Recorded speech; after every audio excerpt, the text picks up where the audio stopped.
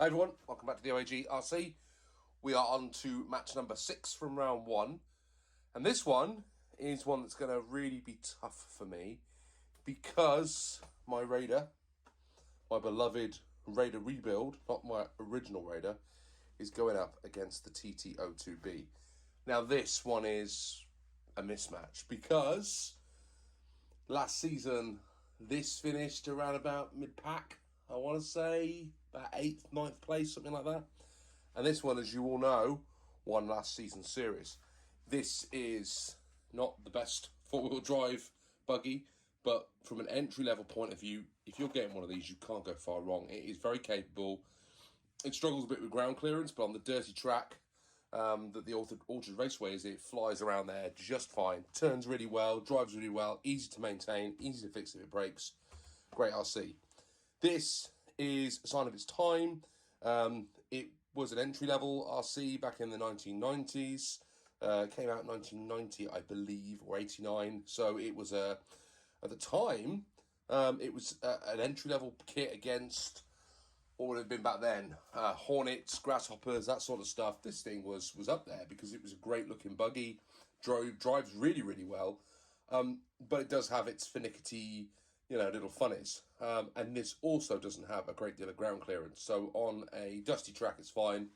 Off-road, jumping, not so good. So let's get out on the track and see how these two go head to head.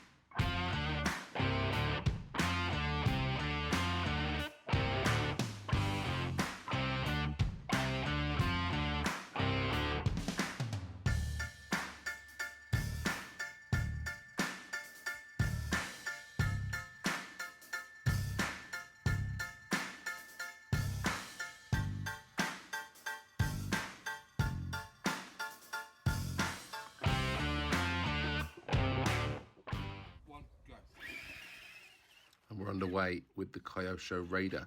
You guys know how much I love this car, but it is not race pedigree.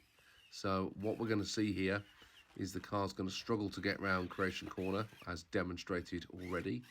And if I'm honest, the steering's a bit sloppy, despite the fact I've modified it and taken a lot of the original parts of the steering mechanism out. It's still not as direct as other buggies are. And you can see I keep clipping the inside of the corners. It's not a smooth drive whatsoever, but it is consistent, and that will show up when you see the end result with this. We have a really good standard deviation, and it puts in a good number of laps as well. So, while it's never going to be the fastest, it certainly drives quite neatly, and that's probably because it's a little bit slower than some of the other buggies.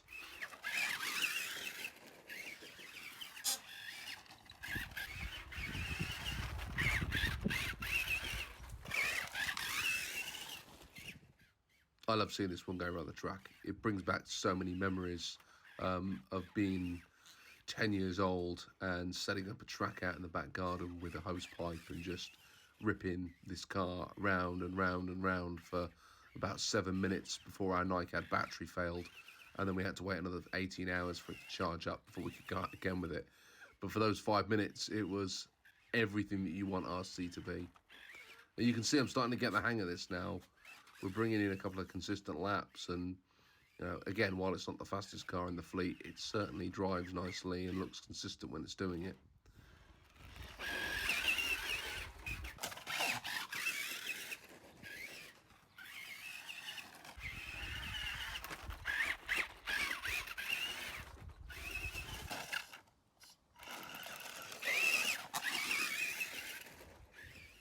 I think those Scorpion Riri tyres catch up a lot better on the grass than they do on the dirt. When it gets in the off-road section, it seems to be a little bit squirrely at the back, but on the grass, it catches up quite nicely and gets a good bit of grip. So something to be thoughtful of if you're getting those off-road Scorpion tyres onto something.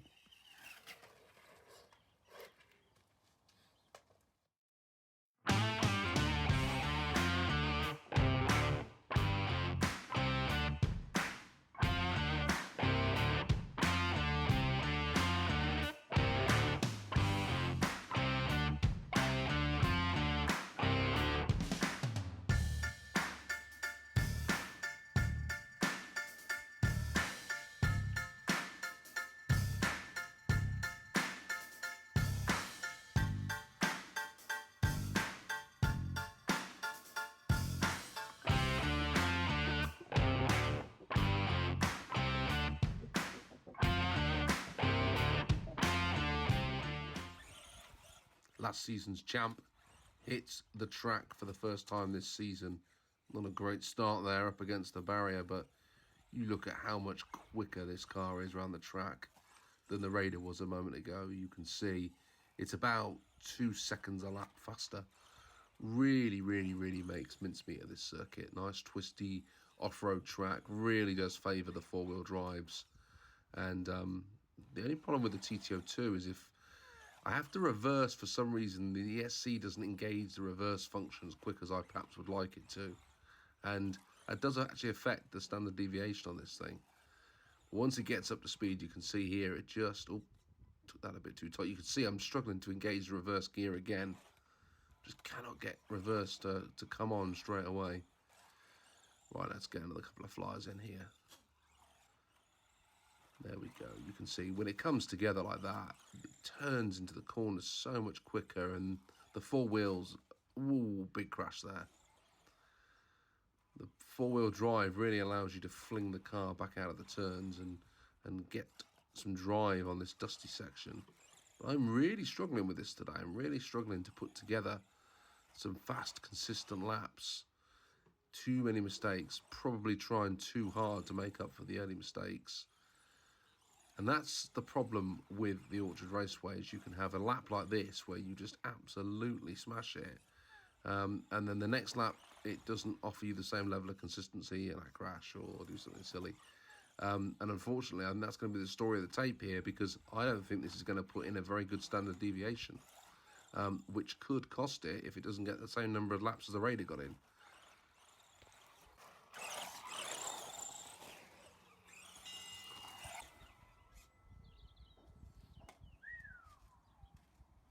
That was fast.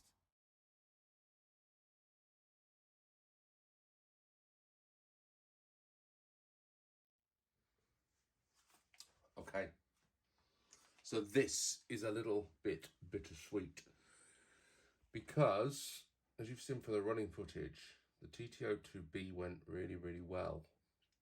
But yet the car that's back on the bench is the Kyosho Raider. And you're all wondering why that is. Well, that's because when I started that TT02 run,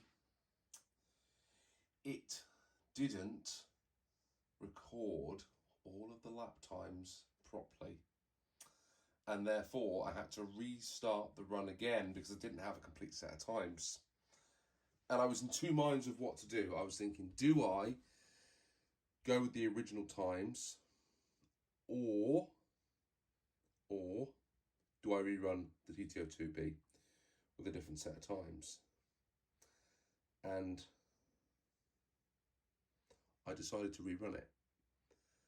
And unfortunately, on rerunning it, it flipped over and crashed. And it didn't post anywhere near the same number of laps that it did the first time round. And unfortunately, I don't have the times from the first run to go back to work out what it would have done had I left it as that first run that didn't record properly or didn't record the run properly. So I've decided to put the Raider through because it did complete its session and it did do all of its laps. And I know that's really tough because the TT02B actually set the track record on its run. Now, you guys don't have a video of that, so I can't even show you what that lap looked like, but it was a 6.27, I think, off the top of my head. I don't got the piece of paper in front of me that I wrote down on. So unfortunately, the TT02B, last year's champ, is out. Defeated by my humble Kyosho Raider rebuild. And as you can tell, I'm in two minds as to whether I've done the right thing here. Because you all might think, well, that's not really in the essence of what the Orchard Raceway is all about. However, they are my rules and I have to stick by them should I choose to. And in this particular example, I am going to choose to stick by the rules. So the Raider is through to round 2. The TT02B is out. The only thing that's left for that is you may choose to vote for it in the redemption race at the end of the season to see that against whoever wins the first vote. And I don't know who that is as of yet because it's not finished, but it's looking pretty good for the Madcap at the moment. So there we have it. Thanks for watching, guys, and see you all soon on the OAG RC. Bye for now.